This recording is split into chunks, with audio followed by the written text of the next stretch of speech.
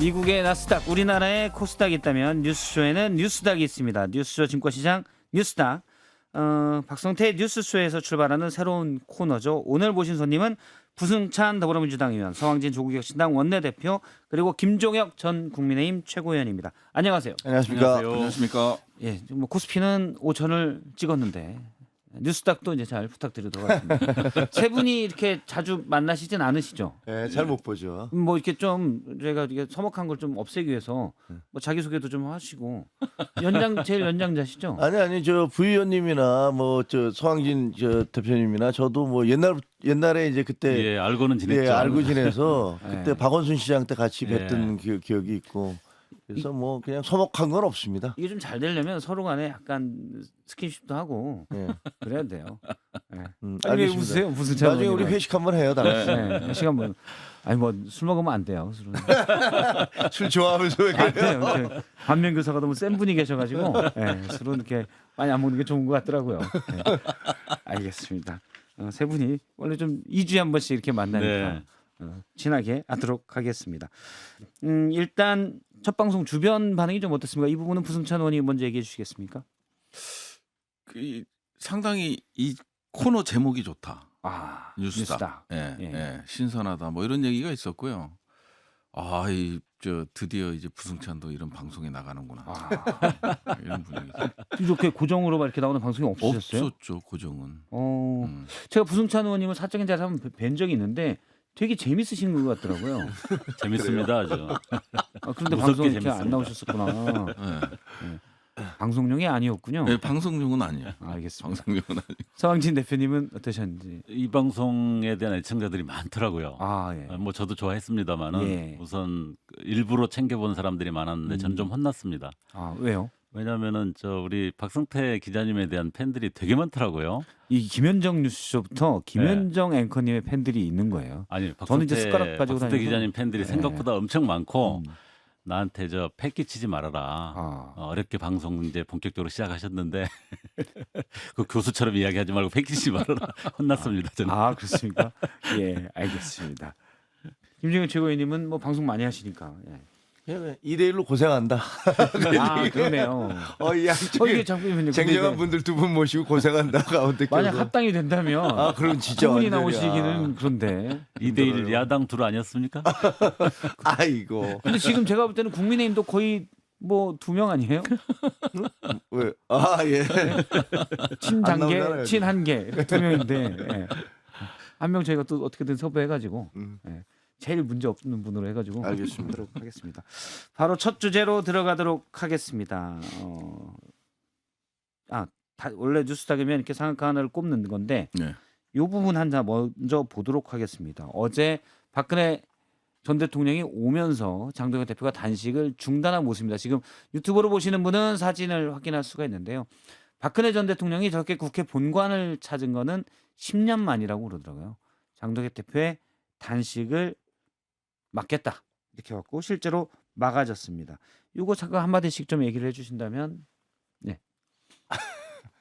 우리 당 대표의 단식이고 그러니까 제가 좀 비판적인 얘기를 하기가 좀 꺼려져요. 그리고 더구나 이제 단식이라는 것은 본인의 몸을 갈아 넣는 거기 때문에 뭐 지적하기도 쉽지는 않은데 근데 그런 생각은 들었어요. 제가 이제 대학을 다니던 1980년대 1984년이었던 걸로 기억하는데 그 YS가 23일 동안에 이제 단식을 했거든요.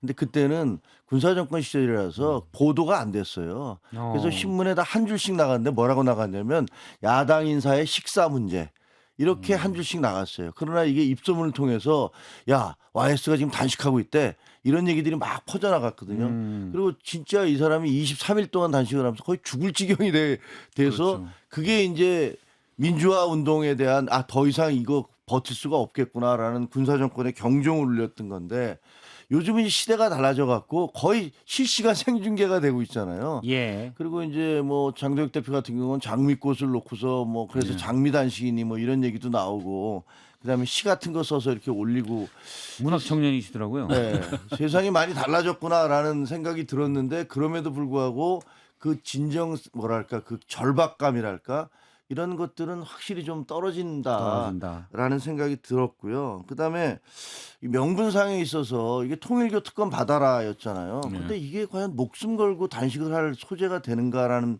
부분에 대해서도 사실은 좀 의아스러운. 그렇다면 뭐 신천지까지 해서 같이 받지 못할 이유는 또 뭐 있나? 굳이 단식까지 하면서 신천지는 빼달라라고 하는 것처럼 볼 수 있다는 거죠. 그렇습니다. 뭐 저는 그런 부분 어제까지도 그 왜 단식을 했는지 이해를 못했는데 어제 드디어 이해를 했습니다.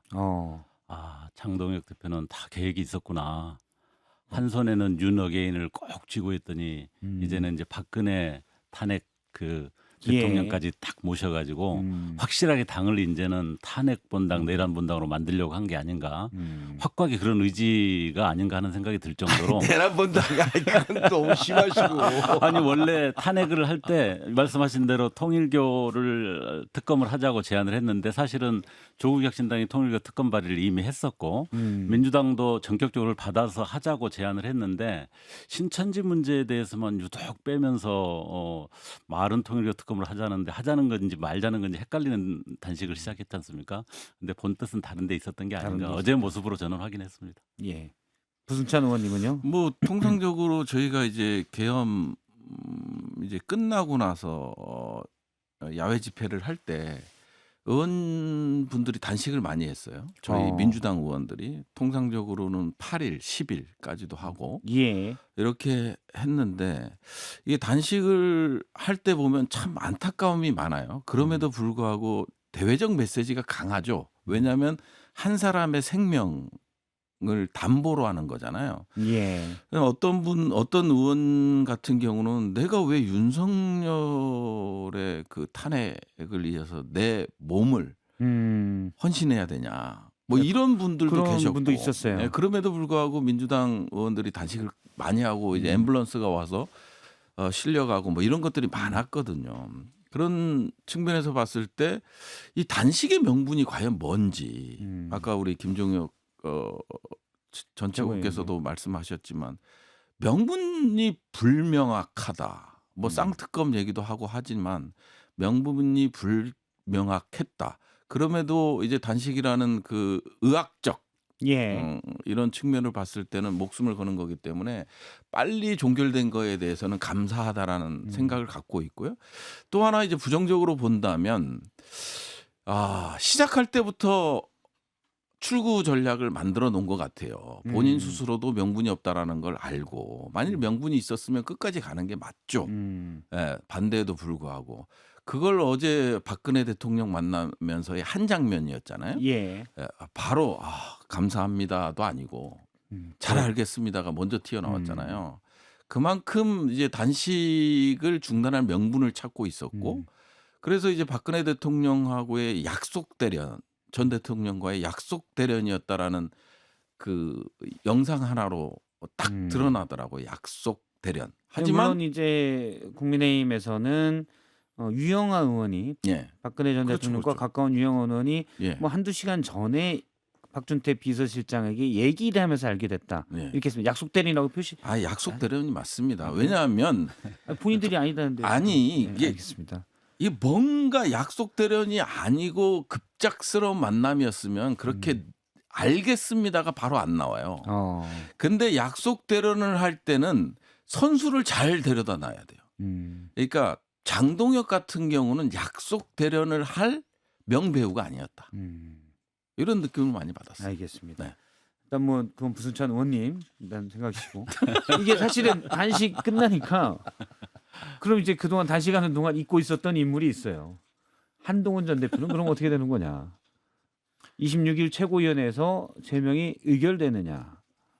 지켜봐야죠 뭐. 근데 왜냐하면 지금 재심 신청은 하지는 않았으니까. 그건 사실 재심이라는 건 똑같은 사람들이 하고 있기 때문에 예.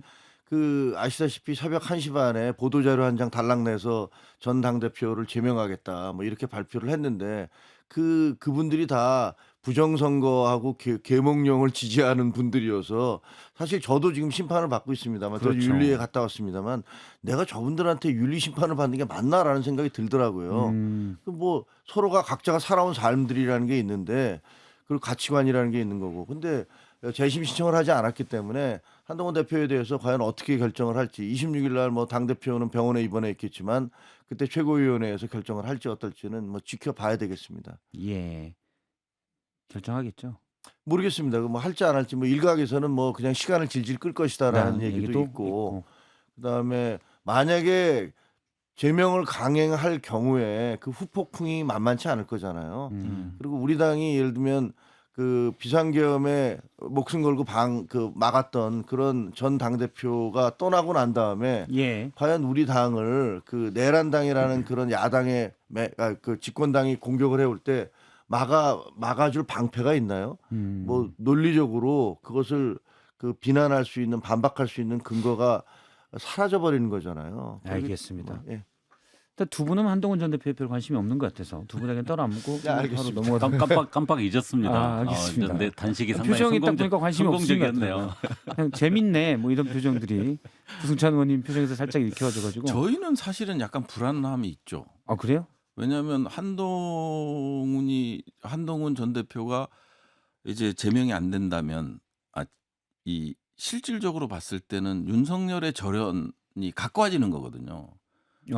그렇잖아요. 예. 한동훈 전 대표는 어찌 됐든 뭐 이후의 행적이나 뭐 공동 뭐 정부를 하나는 공동 네. 운영하자 뭐 이런 점들이 한덕수랑 그런 게 있었긴 하지만은 그럼에도 불구하고 이제 해제 의결에 예. 앞장섰던 당 대표잖아요. 그러니까 이제 윤석열과의 절연이라는 메시지를 갖고 있는 예. 그런 분이잖아요. 음. 그런 관점에서 봤을 때는 야 이게 한동훈 전 대표를 이게 제명을 안 했을 때는 그리고 이제 품고 그다음에 윤석열 절연으로 간다면 지방선거도 뭐 좀 그렇다 이런 생각이 드는데 예. 장동혁 대표 입장에서 봤을 때는 한동훈은 사라져야 될 존재거든요. 장동혁 대표 입장에서는 그게 정치인 거죠. 같은 하늘에 있을 수가 없다. 네. 부승찬 알겠습니다. 의원님이 저 한 전 대표님한테 후하시네요. 아니 후한 게 아니라 그 부분 그러니까 이제 계엄 윤석열 절연 이 부분에서 봤을 때는 저는 별로 안 좋아합니다. 그럼에도 불구하고 이 부분에 봤을 때는 국민의힘이 이제 새로운 모습으로 가는데 뭐 견인할 예.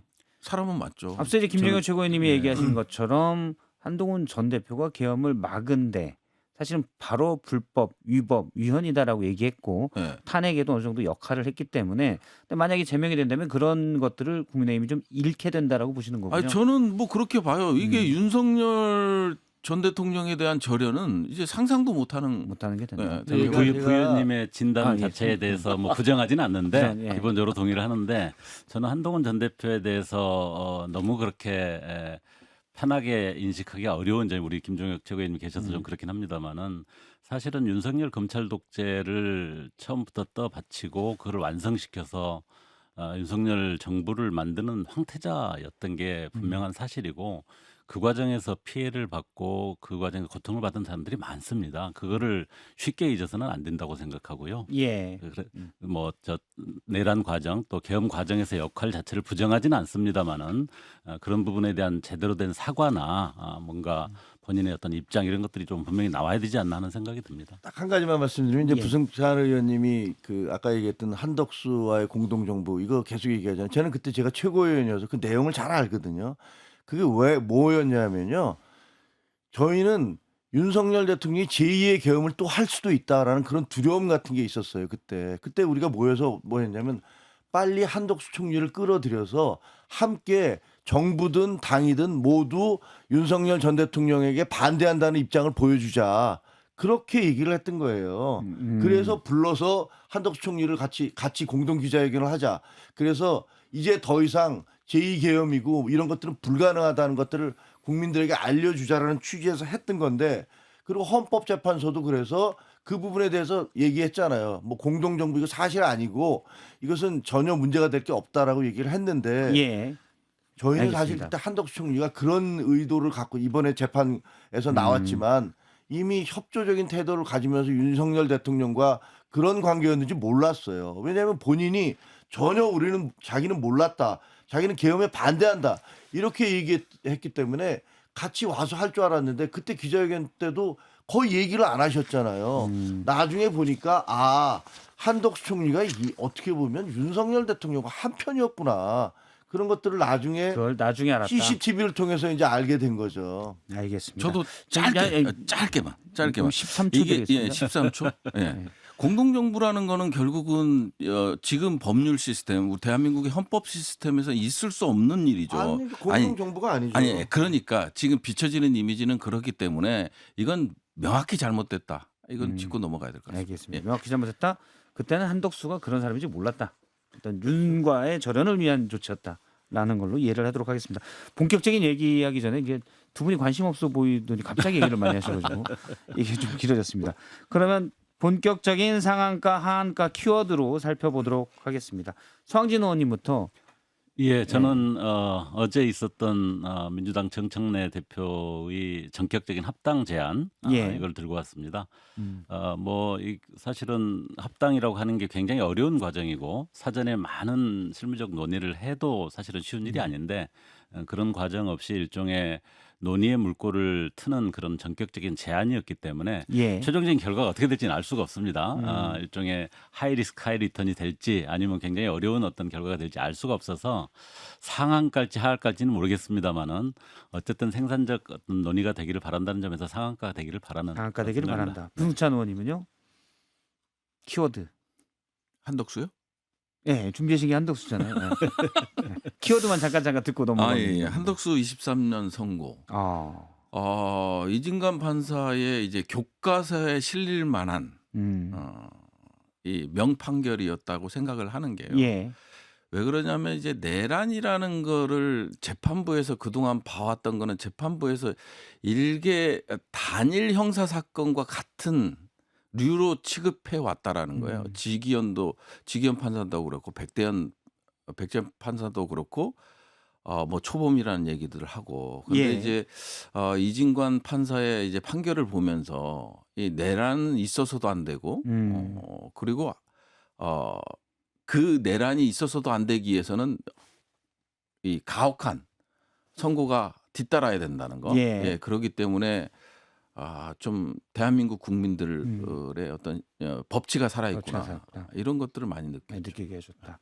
김종현 최고위원님이요. 저는 뭐 오늘 이제 청문회와 관련된 이혜훈 씨에 대한 주식인데 뭐 당연히 오늘 청문회 하게 되면 하한가를 기록하게 될 겁니다. 근데 재밌는 거는 이 관련주라고 할 수 있는 국민의힘 주가 있고 예. 거기에 대통령과 민주당 주가 거기 또 같이 이 이혜훈 주와 다 연결이 돼 있어요. 근데 그 양쪽 주식 전부 다 이 뭐랄까 하얀 곡선을 그리게 될 것이다. 이혜훈 주랑 같이 테마주로 묶어서 같이 테마주로 밀릴 것 같. 뭐 잘했다는 소리를 들을 것 같지가 않아요. 왜냐면 예. 국민의힘도 야 니네 당 출신이잖아. 니네 당에서 몇십 년 같이 정치했던 사람인데 니들 그거 몰랐어라는 비판을 받을 것 같고.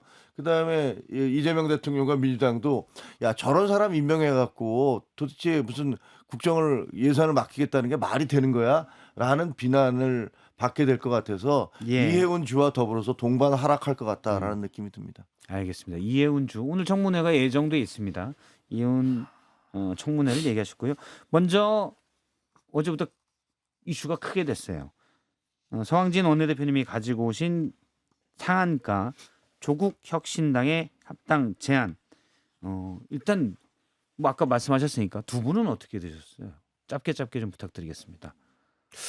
뭐 이게 약간 원칙론적으로 봤을 때는 예. 합당으로 가는 게 맞죠. 맞다. 예, 맞는데 아쉬운 점을 딱 두 가지 저는 있어요. 뭐냐면 이제 민주적 그 정당성을 확보했느냐. 예. 그래서 우리는 당의 지도부도 있고 다 그런데 갑자기 이제 긴급 기자회견 방식을 빌었고 최고위원들에 대해서 통보한 것도 20분 전이었고 예.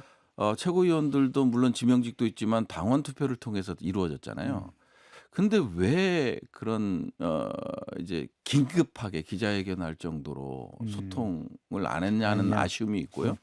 또 하나는 뭐냐면 조국 혁신당의 존재 가치 이런 거예요. 즉 말하자면 지금 뭐 이게 결국은 정치는 선거로서 답을 내놓는 거잖아요. 그럼에도 불구하고 조국 혁신당이 그동안 보여줘 왔던 스탠스, 예. 때로는 민주당의 정책에 동조하기도 하고 민주당이 엇나갈 것 같으면 또 강하게 드라이브를 걸면서 이제 비판이나 비난에 대한 상쇄 효과를 가져다 주는 야당으로서의 역할이 상당했거든요. 일종의 호루라기 역할을 많이 해줬는데 만일 당을 합친다면 그런 이 버퍼존이 사라지는 거니까 그런 점에서는 좀 아쉬움이 있다. 여권의 레드팀 역할을 했는데 합쳐져 버리면 없는 것 아니냐라는 얘기죠. 예, 그런 점에 있어서는 아쉬운 점이 좀 있죠.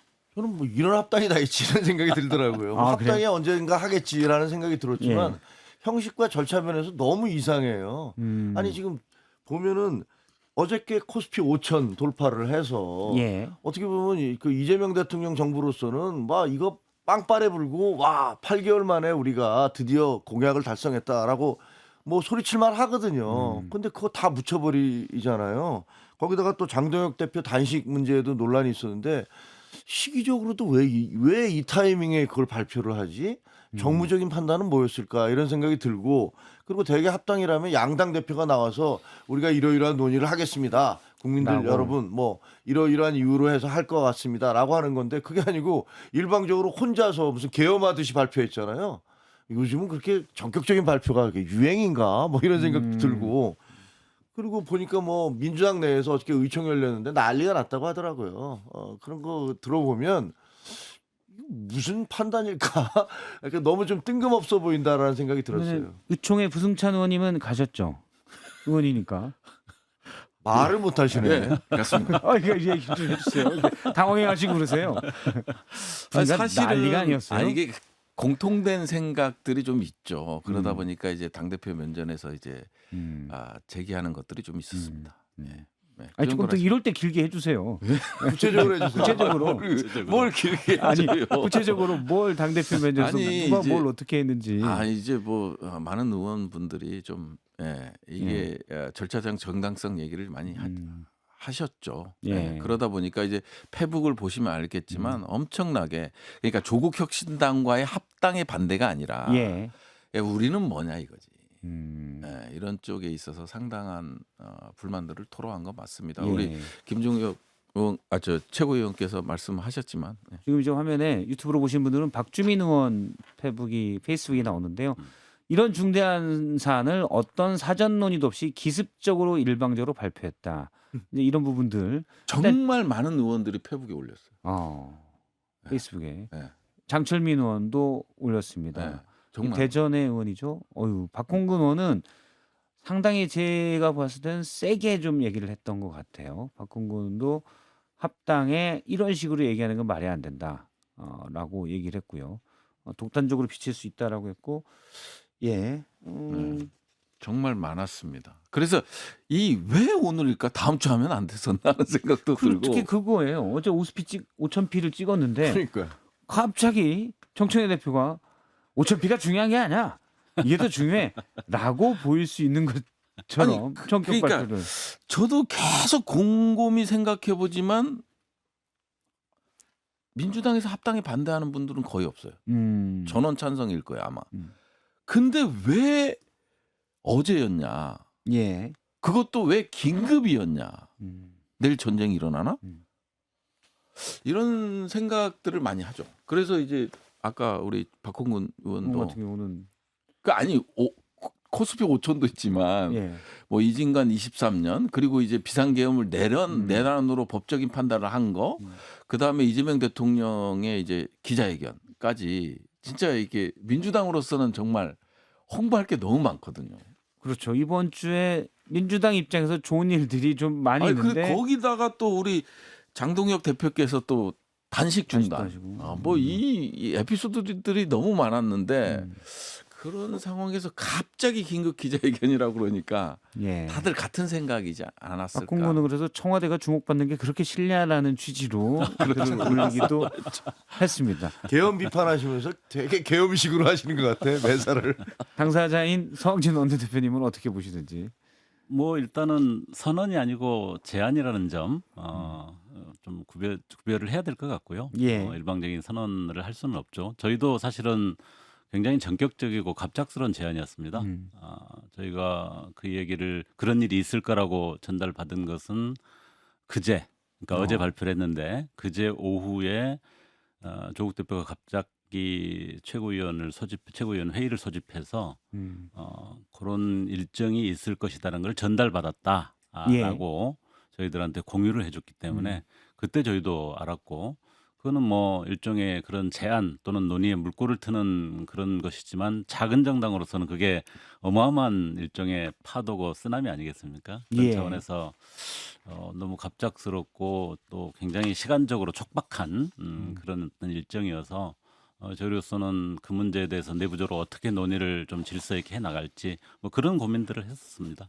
아니 근데 그쪽 당에서는 그냥 불감청 고소원 아닌가요? 언제 밧줄이 내려올까 이렇게 기다리고 있으셨던 거 아닙니까? 조국 혁신당은 탄생할 때부터 저희 당의 어떤 중요한 역할이 사실은 윤석열 검찰 독재에 대한 어떤 조기 종식 이런 쇄빙선 역할이 있었고요. 그다음에 민주당과 구별되는 진보적인 의제들을 우리가 좀 앞장서서 제기해 나가고 그런 것들을 좀 끌어나간다 이런 입장이 확고하게 있었기 때문에 사실은 그런 역할을 충실하게 잘 해나가고 민주개혁 진보 세력이 서로 이렇게 연대하고 연합하면서 전체적으로 국가적인 어떤 흐름을 그렇게 크게 만들어 나가는 것이 오히려 우리의 역할이라고 생각을 해왔기 때문에 사실은 합당 논의라고 하는 것을 당 내부에서 한 번도 진지하게 논의해 보거나 다뤄본 적이 없습니다. 그래서 그런 부분들이 미리 뭐 이렇게 기대가 되었다거나 논의가 되었다거나 하는 것은 그냥 일반적인 정치 논법 어떤 태도가 아닌가 여쭤보면 싶어요. 예. 조국 혁신당의 당 대표는 조국 대표, 투톱 원내대표는 서왕진 지금 이 자리에 계신 서왕진 원내대표님이잖아요. 서왕진 원내대표님도 그제 처음 아신 겁니까? 최고위원. 그렇습니다. 예. 그런 정도로 그럼 조국 대표가 너무 전격적인 독단적인 거 제안입니다. 아니에요? 아니, 저희보다는 낫잖아요. 그러네. 아, 그래요? 부러워요. 조국 이런 것도 대표도 있죠. 그거를 전달을 받은 것이기 때문에 전달받은 부분을 바로 저희들한테 공유했다는 점에서 뭐 독단적이라 할 수는 없고요. 그 조국 혁신당 입장에서 사실은 그런 논의라는 것 자체가 굉장히 작은 당으로서는 큰 파도이기 때문에 쉬운 예. 문제가 아닙니다. 그래서 저희들은 어떻게 보면 굉장히 질서 있고 차분하게 그 문제를 내부 논의부터 이제 시작을 해야 되는 단계이기 때문에 그게 뭐 사전에 뭔가 많이 준비되거나 협의가 된 것을 갑자기 전달받은 거다 이런 것은 아니라는 것은 분명히 밝힐 수 있습니다. 준비 과정도 전혀 서왕진 원내대표는 몰랐다는 건가요? 준비 과정이라는 것 자체가 없었다고 보시면 됩니다. 따로. 조금 이해가 생소하긴 잘 안 한데. 되시죠? 알겠습니다. 그럼 저희가 지금 저도 사실 되게 궁금한 게 많은데 광고를 들어야 되기 때문에 광고 듣고 2부에서 이어가도록 하겠습니다. 네, 광고를 듣고 계속해서 이어가도록 하겠습니다. 일단 이 조국 혁신당과 민주당의 합당 논의에 대해서는 서왕진 원내대표가 뭐 물밑에서 뭐 아주 뭔가 자세한 논의가 있었던 것 같지는 않다는 취지로 그렇습니다. 이해를 네. 하도록 하겠습니다. 자, 그러면은 저희가 이제 두 번째 주제 부승찬 의원님이 가져오신 키워드 구형보다 센 한덕수의 23년으로 넘어가도록 하겠습니다. 예, 조금 더 발전해 주시면. 이 사실은 사법부의 판단을 통해서 비상계엄을 이제 내란으로 예, 그리고 이하는 12산 내란으로 얘기하겠다. 이게 상당히 와닿았습니다. 그동안은 이게 내란이라는 것 국정감사를 하면서도 이 내란 용어를 쓰는 걸 가지고 이제 정해가 되고 막 이런 게 계속됐거든요. 그만큼 국민의힘 입장에서는 이 내란의 어떤 이게 내임이 붙는 게 자체에 대한 위기 의식이 정말 강했던 것 같아요. 예, 그럼에도 불구하고 이진관 판사가 명확히 정리를 해줬다. 그렇기 때문에 이제 상한가를 했던 거고요. 그리고 이제 제가 이제 내란을 보면서 정말 아쉬웠던 거는 뭐냐면 국가 권력 그리고 선출된 권력이 그 권력을 이용해서 민주주의의 어떤 헌정 질서를 파괴하려고 시도를 했잖아요. 예, 근데 6시간 사망자가 없다? 이런 걸 논리라고 얘기를 하면서 윤석열은 무죄다. 이 주장을 많이 했거든요. 그리고 아까 서두에도 말씀드렸지만 법원의 판단도 이 내란의 이 중요도, 예. 개념적 중요도 자체를 인식하지 못하고 재판을 한다는 거. 이런 것들 때문에 이진관 판사의 판결은 정말 상한가다. 저 얘기는 직위원 재판부가 아니, 그 중요성을 모르고 재판한다는 말씀이신 거죠? 직위원 재판부도 그렇고요. 백대현 재판부도 그렇고 마찬가지잖아요. 초범이 아닌 점, 예. 초범인 점을 고려하여 5년 이런 것도 있고 그 다음에 특검에서 15년을 구형했는데 23년. 예. 네, 이런 부분들. 알겠습니다. 김종혁 최고위원님은 어떻게 보시나요? 그 굉장히 역사적인 판결을 했다고 생각을 해요. 그 내란에 대해서 정의를 확실하게 하셨잖아요. 대개의 경우 내란이라는 것은 아래에서부터 권력을 가진 사람, 권력을 쟁취하기 위해서 벌이는 소요 이런 것들을 얘기를 하는데 그런데 위로부터의 내란이었다. 예. 이것은 국민들에 의해서 그 선출된 권력자가 그 국민들을 상대로 군과 경찰을 동원해서 폭력 행위를 행사했기 때문에 이것은 위로부터의 내란이고 그 이전에 대법원의 어떤 판례가 없다 하더라도 이것은 더 엄중히 다스려야 된다라는 그런 정의를 내렸잖아요. 상당히 좀 그 얘기를 듣는데 등골이 오싹하더라고요. 과거 전두환 노태우는 아래로부터의 그렇죠. 내란이었는데 권력을 탈취하기 위해서 한 거였는데 이거는 국민들이 권력을 지켜줘. 그 외부로부터 지켜주고 국민들을 지켜줘라고 위임받은 권력을 가지고 그것을 국민들을 상대로 폭력을 행사했다라는 그러니까 더 엄중하게 처벌해야 된다라는 그런 논리였잖아요. 근데 그걸 보면서 사실 말이죠. 그 보면 법원이 그동안에 그 예를 들면 화이트 칼라 범죄라든가 예. 그리고 무슨 권력자들의 범죄에 대해서 솜방망이 판결을 내린 적이 너무 많아요. 무슨 뭐 일반 그 서민들한테는 초코파이 하나 가져갔다고 그걸 가지고서 뭐 항소까지 하는 그런 사태를 벌이면서 그 힘세고 돈 있는 사람들은 봐주는 경우가 너무 많았기 때문에 근데 이번 경우는 아주 엄중하게 국민들 그 공무원으로서 평생을 살면서 국가의 녹을 받은 사람이 정작 그것을 막아야 될 그 위기 절대절명의 순간에 거기에 동조했다. 이걸 용서하지 못하겠다. 그러니까 전쟁이 나더라도 당신은 그러면 당신의 안위를 위해서 도망갈 사람 아니냐 이런 얘기잖아요. 그러니까 공무원으로서 해야 될 최고 공무원으로서 해야 될 그런 그 지켜야 될 그 자세를 지키지 못했다라는 것들에 대한 엄중한 판결이어서 저는 상당히 놀라웠고 그리고 또 거기에 대한 누구든지 그 자기들이 한 행동에 대한 합당한 대가를 치러야 된다라고 생각을 합니다. 저도 매우 공감하는데요. 이번 판결은 사실은 국민들이 굉장히 좀 그동안 아쉬워했던 사법적 정의 또 역사적 정의 이런 부분들을 좀 한 단계 진전시키는 굉장히 의미 있는 판결이라고 생각을 합니다. 많은 국민들이 아쉬워하는 것 중에 하나가 친일 부역자들에 대한 제대로 된 심판을 우리가 역사에서 하지 못했다 이런 것을 예. 이번 내란 과정에서도 많이 지적을 했는데 그런 확실하게 국가를 상대로 또 국민을 상대로 그런 행위를 했을 때는 확고하게 처벌을 받는다 이런 것들을 모두가 인식할 수 있는 좋은 계기를 만들었다. 저는 그 점을 가장 높이 평가를 하고 싶습니다. 사실 그런 부분들이 좀 있는 것 같아요. 뭐냐면은 형량을 어떻게 예상하냐 많은 법조인들이나 뭐 평론가분들 얘기를 할 때 그러면 과거 전두환 노태우 내란 당시 전두환 노태우 빼고 중요 임무 종사자들이 보통 7년형 많이 받았었거든요. 그렇죠. 네. 그래서 그 정도지 않을까라고 생각을 해서 한덕수 전 총리도 그렇게 예상을 했는데 딱 이진관 부장판사가 이건 위로부터의 내란이다. 네. 위로부터면 물론 말씀하신 대로 위만 권력했다는 거에 대한 신뢰가 상실하는 게 크고 또 하나는 위에서 하니까 성공하기가 쉽고 그렇죠. 그러다 보면 장기 독재로 가고 네. 대부분의 경우 장기 독재로 가서 마지막에는 내전이나 이런 걸로 끝난다. 그 그렇게, 위험성을 네. 아래로부터의 내란보다 훨씬 더 위험하다라고도 얘기를 한 것 같아요. 네. 그래서 기존 형량에 구애받지 않고 세게 때리겠다. 뭐 어찌됐든 상당히 이례적이죠. 검사의 구형보다 이제 뭐 3분의 1 이상 증가시켜서 이제 23년을 예. 선고한 거니까.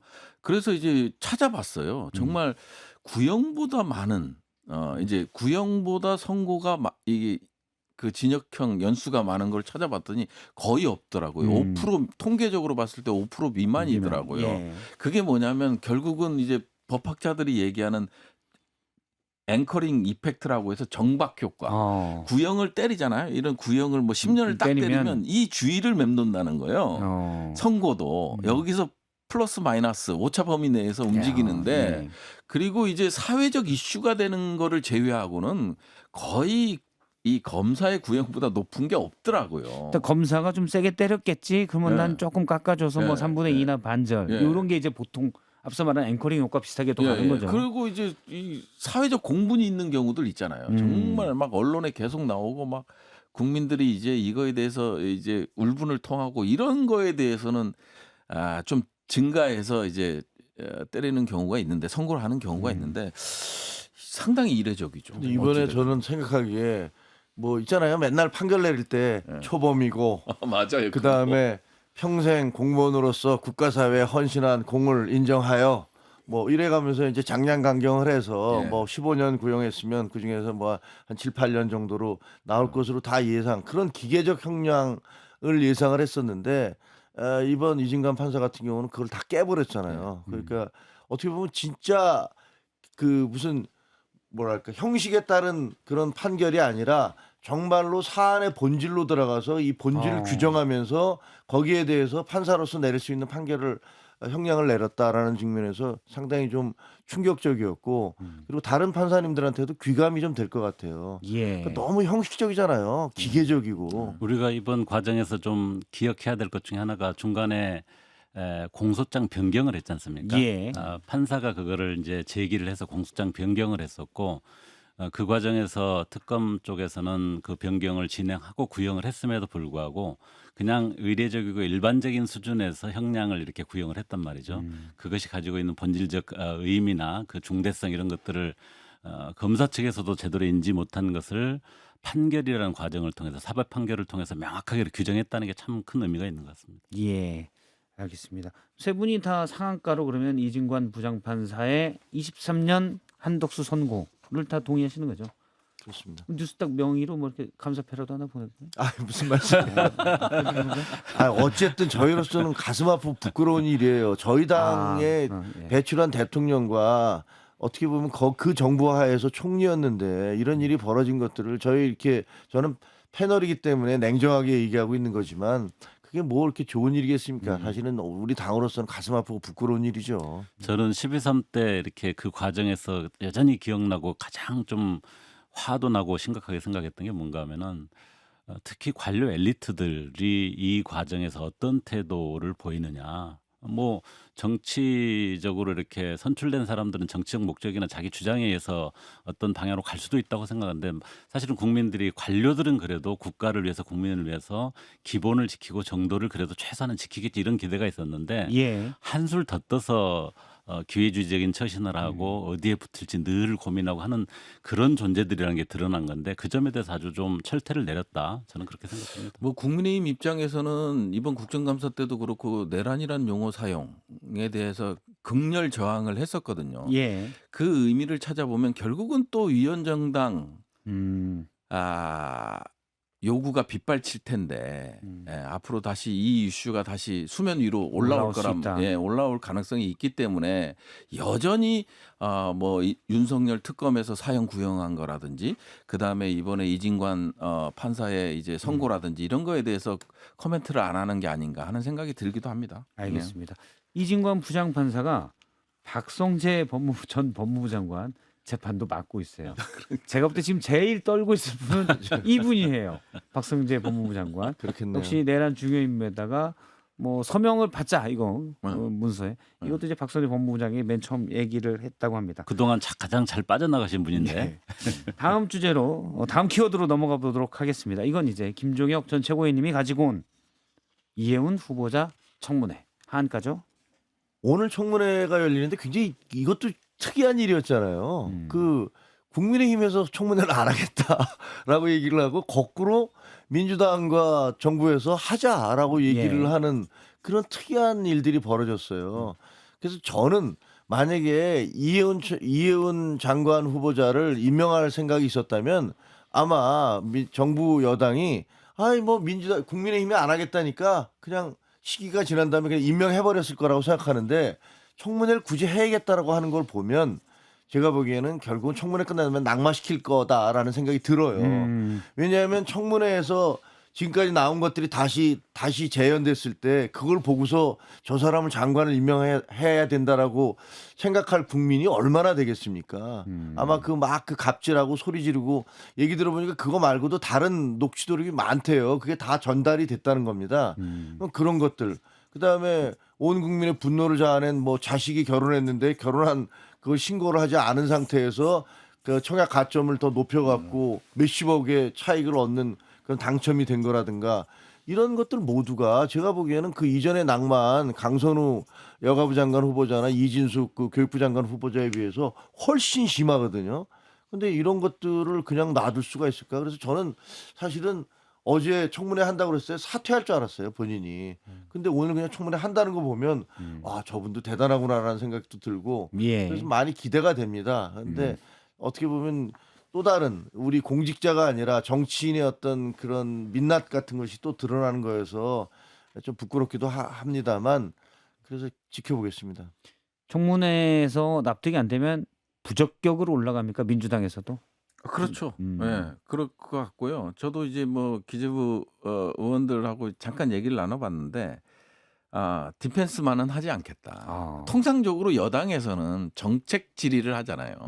정책 질의를 하는데 결국 정책 질의가 의미가 있을까 이런 생각이 들어요. 능력은 인정을 하잖아요. 왜냐하면 국민의힘에서 5번 이제 공천 세 번 받았고 당선. 3번 당선이라는 그런 게 있었기 때문에 실질적으로 봤을 때 능력이 있는 분이라는 생각이 들어요. 예. 근데 이재명 대통령께서도 신년 기자회견에서 뭐라고 했냐면 아직 결정된 거 없다. 다만 당신의 사례를 말씀하시면서 이쪽 얘기도 들어봐야지만 이쪽 얘기도 들어보고 이게 디펜스가 가능하면 예. 그 국민들의 최종 판단을 받아보자. 그래서 지명을 했는데 청문회도 없이 이건 아니지 않냐. 뭐 이런 입장인 거잖아요. 근데 실질적으로 사실로 확인된 게 너무 많기 때문에 예. 뭐 녹취뿐만 아니라 이 청약 의혹 같은 경우는 정말 국민의 감정선을 건드리는 거거든요. 한 50억 시세 차익이 났죠. 네. 그리고 반포, 강남에 이거를 부정 지금 약간 시기 질투가 눈에 아니 저는 아파트가 집이 없어서 뭐 그럴 수도 있는데 예. 아니요 이런 것들이 결국은 현행법으로는 또 처벌이 안 되고 예. 공공택지 같은 경우는 이제 몰수를 하잖아요. 부정청약인 경우 몰수를 하는데 이거는 이제 민간 쪽이기 때문에 이게 안 되는 거예요. 아, 그래 당첨이 떨어질 수 있는 이 계약이 무효될 수 있는 게 있다고 그러던데 부정청약이 드러나면. 그거는 이제 지금 도시 주거환경 정비법인가요? 예. 도정법에 따르면은 처벌 조항이 없습니다. 그리고 이제 사례도 국토부에서 신고를 해서 수사 의뢰를 해도 재판으로까지 넘어가지 않는 사례들이 너무 많거든요. 그게 이제 민간 주택인 경우 이런 거고, 그다음에 LH 등 이제 공공택지 개발을 통해서 이제 주거 문제를 해결하는 경우는 예. 주택법에 이게 몰수하게끔 돼 있어요. 취소하고 몰수하게끔. 근데 이제 이건 좀 다른 사례죠. 부승천이 이 정도 이야기하면은 결론이 상당히 날 것 같네요. 아니 결론이 아니라 이런 국민의 감정선을 그러니까 건드는 것 이런 것들이 이제 계속 오늘 청문회에서 나오고 여기에 해명을 못하면 이재명 대통령께서도 어제 아직 결정된 바가 없다. 다만 본인의 사례도 이러하니 이쪽이 100% 맞는 것 같지만 다른 유명 변호인의 얘기를 들으면 이쪽이 맞을 수도 있는 거니 그 기회를 지명했으니 주자. 예. 그래서 청문회를 통해서 국민의 판단을 한번 받아보자.